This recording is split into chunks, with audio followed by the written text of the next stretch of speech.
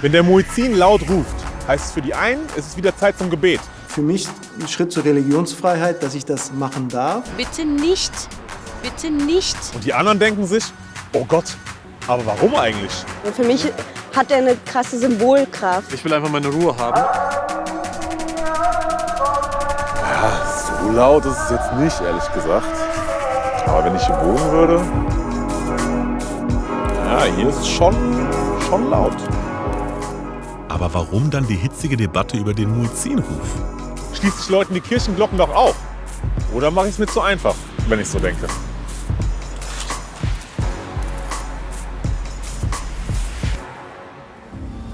Rechter Aufmarsch in Haiger gegen einen geplanten Muezzinruf 2020. Dann Köln Ende 2021. Sind wir tolerant bis zur Selbstaufgabe? Die Ankündigung der Stadt, den islamischen Gebetsruf generell zu erlauben, sorgt für erhitzte Diskussionen. Vehemente Kritik, aber auch von Menschen mit islamischem Hintergrund. Was steckt dahinter?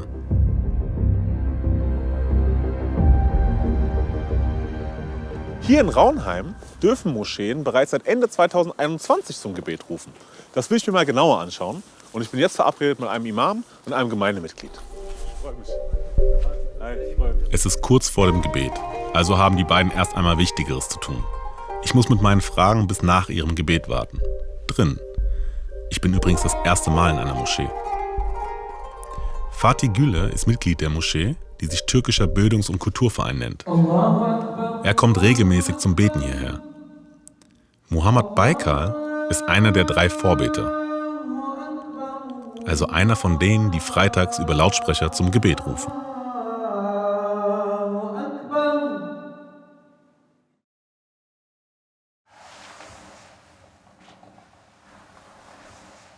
Ich hatte so ein Gefühl, dass ich da drin nichts sagen darf. Deswegen bin ich jetzt mal kurz rausgegangen. Und die haben jetzt gerade das Gebet gemacht und sind noch dabei. Und den Muezzinruf haben wir auch gehört. Und mich würde natürlich interessieren, was wurde da gesprochen? Warum muss es über Lautsprecher sein? Und wie fühlt es sich jetzt an, wenn Sie es können, über Lautsprecher? Wir können uns auch gerne setzen. Ich bin also keiner Konfession angehörig. Ich bin sehr Religionsunterricht, habe ich einigermaßen in der Schule so mitnehmen können, was ging so, aber nur damit ich eine gute Note bekommen habe. Also ich hol mich mal kurz bitte ins Boot oder holen Sie mich ins Boot. Können wir uns duzen? Vielleicht? Ja, klar. Ja? Was wird gesagt beim Muezzinruf? Egal in welchem Land Sie gehen, da wird der Gebetsruf auf Arabisch gesprochen oder gerufen. Das fängt an mit Allah ist der Größte, dann kommt zum Gebet und kommt zur Erleichterung und dann auch am Ende wieder Allah ist der Größte und dann noch es gibt keinen Gott außer Allah. Ich bezeuge, dass es keinen Gott außer Allah gibt und dass der Prophet sein Diener ist und sein Prophet ist. Warum ist es wichtig über Lautsprecher? Das gehört einfach für mich ein Schritt zur Religionsfreiheit, dass ich das machen darf, machen kann. Für mich war das als nächster Schritt, ne, sozusagen. Und hat bei mir sozusagen gesagt, wow, okay, ich bin jetzt doch angekommen und werde akzeptiert, ja, und habe mich dann noch mehr verbunden gefühlt, insbesondere meiner Stadt gegenüber, noch mehr verbunden gefühlt als sonst. Das ist auch eine Erinnerung für mich. Wenn ich das von außen höre, erinnert mich das nochmal an meine Pflichten als guter Muslim und fühle mich dabei sehr wohl, wenn ich das höre. Es erfüllt mich so mit Freude, wenn ich das hören kann. Braucht es da diese laute Beschallung oder könnte man sich nicht einfach einen Wecker stellen oder eine App auf dem Handy machen, dass quasi der Ruf einen auch daran erinnert? Es geht ja nicht nur darum, dass man erinnert wird. Das ist ja, wie du gesagt hast, ist eine Symbolkraft, aber es ist auch sozusagen das Recht auf, sozusagen auf vollständige Religionsfreiheit, weil der Gebetsruf ist ein wichtiger Teil meiner Religion, ja, dass ich meine Religion frei leben kann. Und das ist ein Bestandteil meiner Religion. Aber die Religion könntest du doch theoretisch auch frei leben, indem du den Gebetsruf für dich machst. Dafür brauchst du ja zwingend nicht den Lautsprecher. So wie das Kirchenläuten sozusagen der Kirche undenkbar ist, dass eine Kirche ohne Kirchenläuten kann man sich ja gar nicht. Ich kann mir das auch nicht vorstellen, ganz ehrlich. Und so gehört auch der Gebetsruf zu einer Moschee. Es ist einfach ein Teil, das dazugehört. Und für mich ist es sozusagen ein letzter Puzzleteil oder einer von den wichtigen Puzzleteilen, die jetzt seinen richtigen Platz gefunden haben. Und dann kommt immer wieder das Argument, naja, der Muezzinruf hat ja auch eine inhaltliche Botschaft. Und du hast gerade eben gesagt, Allah ist der Größte, ich bezeuge, dass es keinen Gott gibt außer Allah. Und da stören sich zum Teil Leute dran. Könnt ihr das nachvollziehen? Ja, ich kann es nachvollziehen. Das ist Teil meiner Religion, dass ich das aufrufe und das mache ich auch. Ob er das akzeptiert oder nicht, er muss es nicht akzeptieren. Er kann sagen, nee, das sehe ich nicht so. Das respektiere ich. Das ist alles für mich überhaupt kein Thema. Ja? Ich zwinge ja auch niemanden, das zu akzeptieren oder das entsprechend anzunehmen. Der Gebetsruf hier in Rauenheim war eine Ausnahmesituation, ist sogar 14 Monate erfolgt nach Corona und das hat niemand gehört. Oder es war niemand bewusst, nachdem wir das sozusagen quasi offiziell gemacht haben oder den Antrag gestellt haben, auf einmal hat man den Gebetsruf gehört. Wir haben an der Lautstärke nichts geändert. Würdet ihr euch wünschen, dass der Muezzinruf auch 5-mal am Tag, ganze Woche lang quasi über Lautsprecher Bescheid werden darf? Ich meine, das wäre natürlich das Optimum für uns. Ne? Das wäre super, ne? Wenn das geht. Aber auch da sehen wir es so, dass wir natürlich in der Gesellschaft hier auch nicht unbedingt was anregen wollen, was dann vielleicht nicht akzeptiert wird oder zu irgendwie heftigen Diskussionen führt, sozusagen eine Kippwirkung dann verursacht und nicht das bewirkt, was es eigentlich soll, dann ist das natürlich für uns auch nicht zielführend. Das wollen wir auch nicht. Ich denke, mit dem, wie es jetzt gerade ist es genau richtig. Ja? Wie es dann in den nächsten 60 Jahren aussieht, das wissen wir nicht. Dann ist vielleicht die Gesellschaft so weit und dann sagen wir, ja, dann ist es doch anders. Ja? Das wird sich zeigen. Das wird sich zeigen. Genau. Ich danke euch vielmals für eure Zeit und dass ich auch Teil des Ganzen sein durfte. Und ich bin jetzt auch mal sehr gespannt tatsächlich, wie die Rauenheimer das so wahrnehmen. Ich frage am besten mal die Anwohner, was die davon halten. Etwa 5000 Christen werden in Rauenheim gezählt, dagegen aber 6000 Muslime. Er gehört nicht dazu. Er kam mir nur gerade mit seinem Kaffee entgegen. Kriegst du das mit? Also, wenn man jetzt dran vorbeiläuft, kriegt man es mit. Ansonsten jetzt hier im Wohngebiet gar nicht. Gar nicht. Und wie findest du es an sich? Gut. Das ist okay, findest du? Ja, finde ich gut. Warum? Ich denke mal, das ist eine Sache, die von den Leuten gewünscht ist. Und daher halt, solange es niemanden stört, auch grundsätzlich eine gute Sache ist. Wie siehst du es? Ich würde sagen, wenn ich eine Kirche neben meinem Haus hätte, würde ich umziehen. Das würde ich genauso machen bei, wie hieß das Ding? Muezzinruf. Genau, würde ich genauso umziehen, weil ich will einfach meine Ruhe haben. Okay. Das hat nichts mit Religion zu tun. Man muss halt gucken, dass man, sage ich mal, die Religion und ich sag mal, die sich daneben benehmen, so ein bisschen auseinanderhält. Weißt du, das ist so ein bisschen, glaube ich, die Schwierigkeit, gerade auch bei der älteren Generation. Ich glaube, wir hier, die irgendwie in Rauenheim aufgewachsen sind oder so, sind aufgewachsen mit Christen, mit Muslimen, mit Orthodox, mit was weiß ich welche Religionen. Und für uns war das nie ein Thema. Andere Anwohner wollen sich überhaupt nicht dazu äußern. Möchten Sie gar nicht quasi bei uns auftauchen? Dürfte ich euch was fragen? Eher nicht so. Ne? Eher nicht so? Okay, kein Problem. Schönen Tag. Ob sie Ängste haben oder es ihnen gleichgültig ist? Ist auch die Frage, hier in Rauenheim fliegen die Flugzeuge halt auch regelmäßig. Ob da so ein Muezzinruf noch stört? Apropos Lärm. Beim Muezzinruf messe ich etwa 70 Dezibel. Das ist schon ein Tick lauter als gedacht, aber geht eigentlich noch. Das 18 Uhr Geläut dagegen ist um 10 Dezibel lauter. Jetzt will ich aber auch wissen, wie ist eigentlich die Rechtslage? Rechtlich ist die Sache eigentlich eindeutig. Artikel 4 Absatz 2 im Grundgesetz garantiert die freie Religionsausübung. Was für das Glockengeläut gilt, gilt auch für den Gebetsruf. Aber in der Praxis herrscht ein Flickenteppich unterschiedlicher Regelungen. Das erste Mal erschallte der Gebetsruf über Lautsprecher 1985 in Düren, nach langem Rechtsstreit. Denn auch religiöse Beschallungen müssen zumutbar bleiben, dürfen keine gesundheitsschädigenden Wirkungen haben, sagt das Emissionsschutzgesetz. Und dabei ist auch entscheidend, wo die Moschee steht, ob in der Pampa, im Gewerbegebiet oder Zentrum. So können Regelungen unterschiedlich ausfallen. Das Kölner Modellprojekt will den Moscheen den Muezzinruf generell erlauben. Einmal in der Woche, freitags, in der Zeit zwischen 12 und 15 Uhr. Maximal für 5 Minuten. Voraussetzung: Sie müssen das in der Nachbarschaft ankündigen und mit dem Antrag einen Zuständigen benennen, der für Fragen und Beschwerden zuständig ist.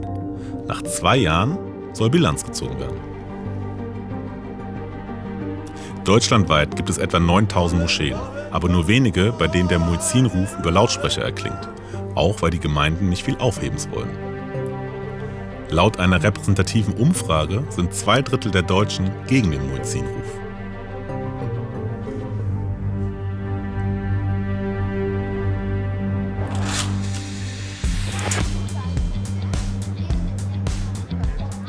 Auch Fatma Kese ist gegen den Muezzinruf. Sie ist politisch links, engagiert sich für die Belange von Migrantinnen. Warum ist jemand, der für Gleichberechtigung ist, gegen den Muezzinruf? Wir sind ja schon beim Du. Jetzt sind wir in Offenbach und die Vielfalt ist überall spürbar und auch sichtbar. Was ist das Problem, dass es nicht auch hörbar ist? Es ist ja schon hörbar, wie du gesagt hast. Also wir laufen hier rum, wir hören eigentlich viele verschiedene Sprachen. Ich glaube, in Offenbach sprechen wir hier 150 Sprachen etwa. Und es ist hörbar. Ich weiß nicht, wieso die Frage immer nur religiös gestellt wird. Also warum muss diese Frage über einen religiösen Muezzinruf oder über Glocken geklärt werden? Warum nicht darüber, wie die Stadt schon zu sehen ist? Und wie sie klingt. Wie sie klingt, genau. Okay. Aber der Muezzinruf ist ja Teil einer Religion. Wir haben Religionsfreiheit. Wo ist das Problem, quasi den 5 Minuten an einem Tag der Woche auch hörbar zu machen? Die Religionsfreiheit gilt auch in ihrer negativen Auslegung, die negative Religionsfreiheit. Und die betrifft vor allem säkular lebende Menschen, Atheistinnen. Und im Fall des Muezzinrufs ist mir ein wichtiges Anliegen, auch darauf aufmerksam zu machen, dass es sehr traumatisierend auf Menschen wirken kann. Wir haben hier Leute, die sind aus Afghanistan vor der Taliban geflohen. Wir haben hier Leute, die sind aus Syrien vor dem IS geflohen. Warum zwingt man denen diese Laute wieder auf? Was macht der Muezzinruf mit dir? Was macht der Muezzinruf mit mir?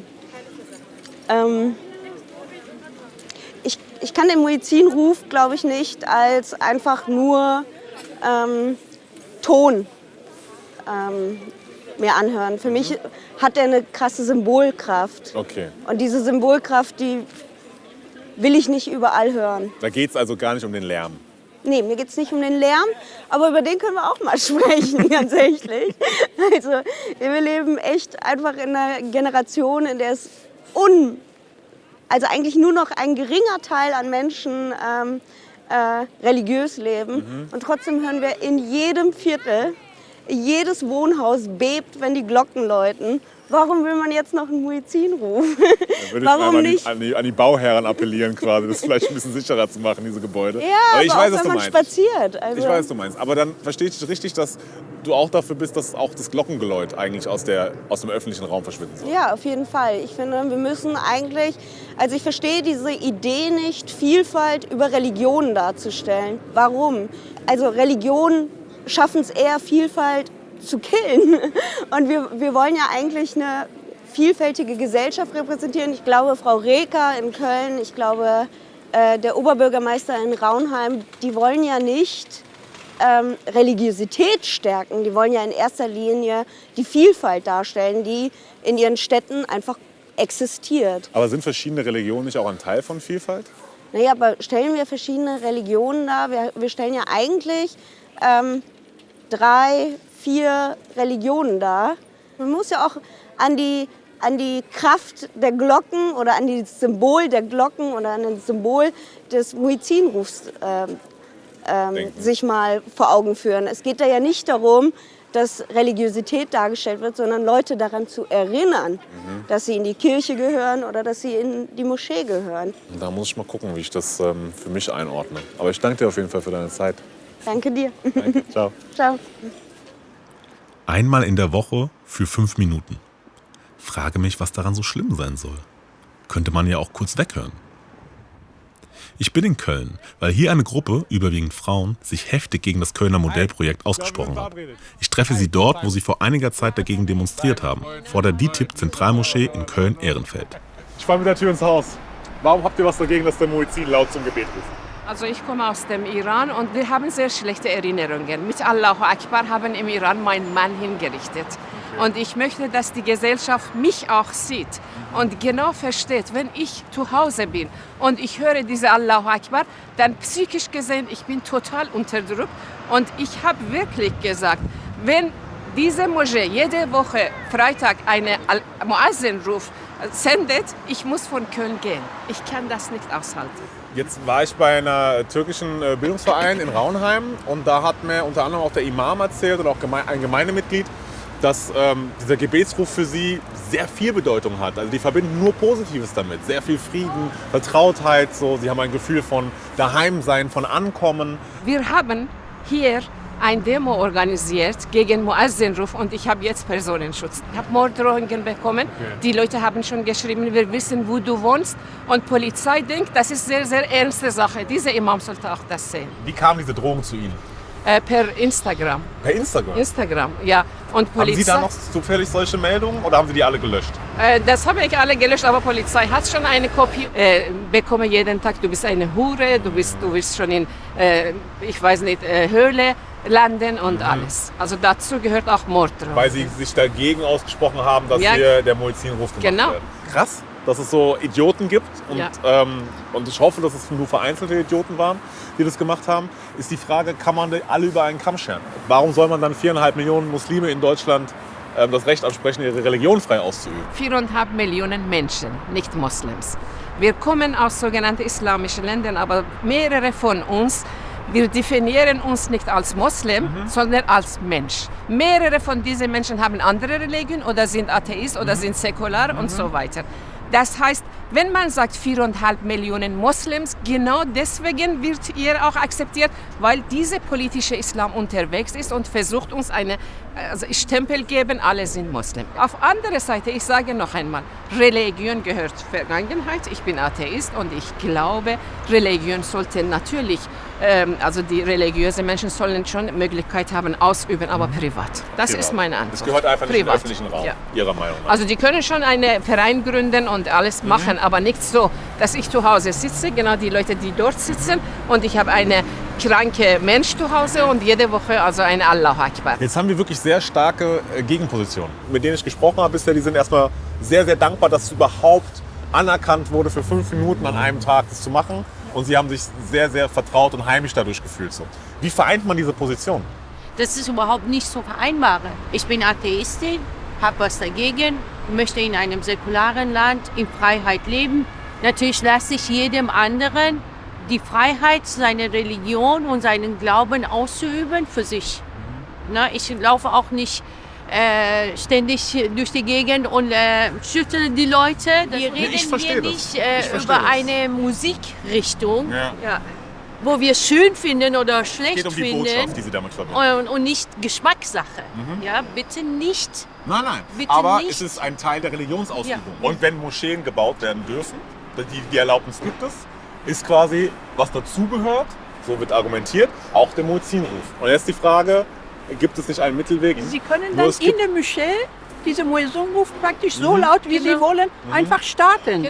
Ja, wir sind nicht dagegen, das gehört dazu, das gehört zum Islam. Aber der Punkt ist eigentlich, dass wir in diesem Land oder auch dann in Europa so freiheitliche Grundzüge haben. Und politisches Islam, egal von wo anfängt, hat konkrete Ziele, das erster Schritt, zweiter Schritt, also Schritt zu Schritt weiterzukommen in diesem gesellschaftlichen Leben hier. Und schließlich in 10 Jahren, in 20 Jahren, dann haben sie die Macht, um zu bestimmen über die Frauen, über die Andersdenkende und. Es ist sehr interessant, weil tatsächlich Ihre Position komplett konträr ist zu der, die ich jetzt schon gemacht habe. Ja. Und ich habe wenig Kontakt zur Religion. Ich bin selber gehöre keiner Konfession an. Und ich habe das erste Mal an einem Gebet teilgenommen und ich fand das sehr schön. Und auch was mir gesagt wurde von dem Imam, von dem Gemeindemitglied, das war alles sehr, sehr friedvoll. Also sehr besonders. So, Schöne Medaille von Islam haben Sie kennengelernt. Das ist es. Und Das deswegen ist es. sind Sie jetzt die Ja. Gegenseite und die Gegenposition und ich bin sehr stark irritiert. Kann man Erfahrungen in muslimischen Ländern auf unser Zusammenleben übertragen? Und wie kann ich unterscheiden zwischen denen, die ihre Religion ausleben wollen und denjenigen, die eine politische Agenda haben? Vielleicht hilft mir ja Murat Kayman weiter. Schließlich hat er lange Zeit für den großen DİTİB-Verband gearbeitet, bis er sich mit ihnen überworfen hat.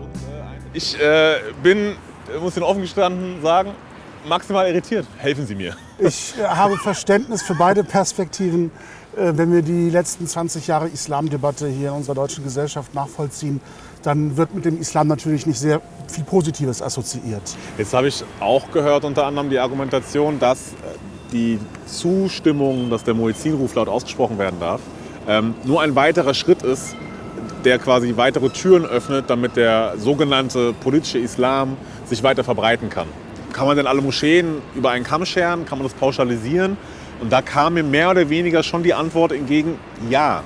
Ich glaube, wenn es den normalen muslimischen Bürger betrifft, den Nachbarn, den Arbeitskollegen, Schulkameraden, mit denen wir im Alltag konfrontiert sind, dann glaube ich, ist die politische Dimension keine, die das Zusammenleben beeinflussen sollte bei dieser Frage. Weil ich glaube, dass viele Muslime einfach nur in Frieden leben wollen, mit ihrer Religion und auch in Achtung gegenüber anderen Menschen anderer Religionszugehörigkeit.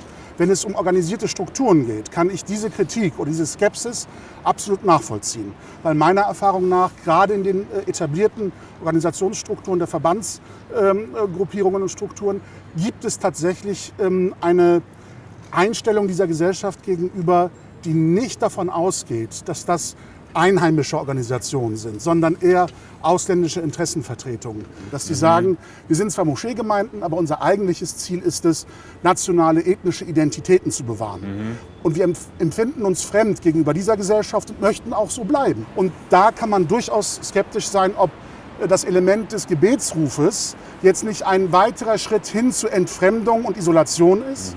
Es kommt also ganz stark darauf an, wie leben die organisierten Strukturen dieses Ritual? Als Öffnung gegenüber der Gesellschaft oder als weitere Isolation? Um diesen Punkt vielleicht aufzugreifen, gäbe es die Möglichkeit, dass man die Verbände mehr in die Pflicht nimmt? Ja, und auch kritischer im Handeln. Natürlich können wir Kulturbewahrungsvereine hier auch sozusagen unterhalten in Deutschland. Das erlaubt die Freiheit unserer Gesellschaft. Aber dann sind das nicht die Partner, mit denen wir einen Dialog führen über die Zukunft unserer Gesellschaft. Dann sind das kleine Enklaven, die ihre eigenen Interessen haben und die dann bitte schön auch in Ruhe gelassen werden von der Politik, solange sie sich rechtstreu verhalten. Sie sind dann aber keine Partner für Religionsunterricht oder für gesellschaftliche Debatten, die uns alle betreffen. Und was folgt daraus für den Muezzinruf, der ja rechtlich umgesetzt werden darf unter gewissen Auflagen? Und da kommt es, glaube ich, darauf an, wie Muslime dieses Ritual jetzt umsetzen. Lassen sie die Gesellschaft es so empfinden, dass es sozusagen ein weiterer Spatenstich hin zu einer fremden Beeinflussung dieser Gesellschaft verstanden wird? Oder ist es ein weiterer Schritt hin zur Normalisierung, dass wir die Vielfalt, die wir hochhalten in unserer Verfassungsordnung und Gesellschaftsordnung, auch tatsächlich leben? Wie können Sie diese Vielfalt und diese Toleranz, Offenheit der Gemeinde kommunizieren oder der Gesellschaft, was Sie gerade gesagt haben? Ich glaube, da kommt es darauf an, wie sich die Gemeinde selbst versteht und selbst verortet. Und ich könnte mir vorstellen, dass Gemeinden, bevor sie den Gebetsruf praktizieren, die Nachbarschaft einladen und ihnen mal vortragen, welche unterschiedlichen Formen des Gebetsrufes es geben könnte.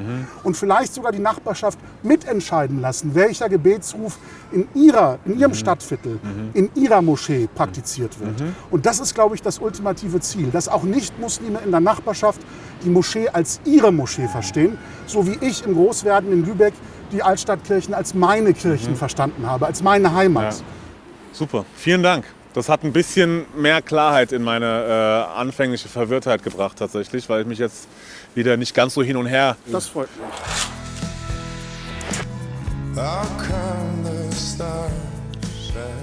Der Islam ist das, was die Muslime aus ihm machen, nehme ich für mich mit. Klar, geht ja für jede Religion. Ich bin wieder in Raunheim und mit Lubna und Abdel Monaim verabredet. Die beiden sind SprecherInnen der As-Sadaka-Moschee. Sie ist die zweite, die hier den Gebetsruf öffentlich erscheinen lassen darf. Wie haben Sie die Stadtgesellschaft überzeugen können? Und welche Zugeständnisse haben Sie gemacht, will ich wissen. In der Moschee steht das Abendgebet an. Für das Gespräch gehen wir daher in einen anderen Raum. Wollen ja nicht die Betenden stören. Erzählt mir mal bitte, ich bin wirklich sehr, sehr interessiert. Wie habt ihr es geschafft, die Raunheimer zu überzeugen? Ganz dreist gefragt, einfach liegt es daran, weil in Raunheim einfach die Mehrheit Muslime ist? Nein. Man muss eine Sache auf jeden Fall immer berücksichtigen. Kritik gibt es immer. Jeder Religionsangehörige muss mit Kritik leben können. Nicht jeder muss die gleiche Ansicht mit mir teilen, die ich habe. Somit respektiere ich auch diese Kritiker oder die Personen, die das kritisieren. Ich habe Verständnis, es ist was Neues. Man muss natürlich damit leben können. Da steckt viel Arbeit dahinter.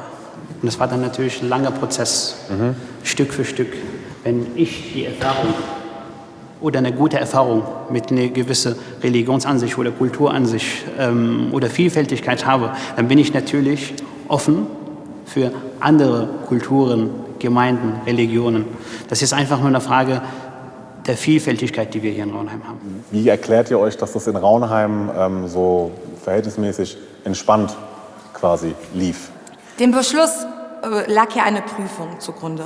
Und in dieser Prüfung wurde eben geschaut, wie ist die Bevölkerungsstruktur der Stadt? Ist sie in der Lage, das zu akzeptieren und anzunehmen? Die Zahlen in Raunheim sprechen dafür, was natürlich nicht für jede Kommune Deutschlands zählt, das ist ja ganz klar. Aber das Bild der Stadtgesellschaft, zumindest gegenwärtig, hat eben verdeutlicht, dass die Akzeptanz gegeben ist. Aber wurde da nur auf die Anzahl der Muslimen geguckt? Worauf man geschaut hat, waren 15 Monate Praxis ohne eine einzige Beschwerde. Darauf hat man geachtet. Denn das, was durch den Beschluss dann realisiert worden ist, war im Prinzip, wie gesagt, nur die Akzeptanz der Stadtgesellschaft für etwas, was 15 Monate praktiziert worden ist. Und zum Stichtag der Stadtverordnetenversammlung hat man uns aus dem Rathaus auch noch mal wirklich bestätigt, es gab keine Beschwerde, es gab keinen Anruf bei der Polizei, keinen Brief. Es war nie Thema vorher, bis wir die soziale Medienpräsenz hatten und die mediale Aufmerksamkeit auf diese Thematik gekommen ist. Ich musste mir dann anhören, nein, ich möchte das nicht, es stört mich in meinem Sein und in meiner negativen Religionsfreiheit.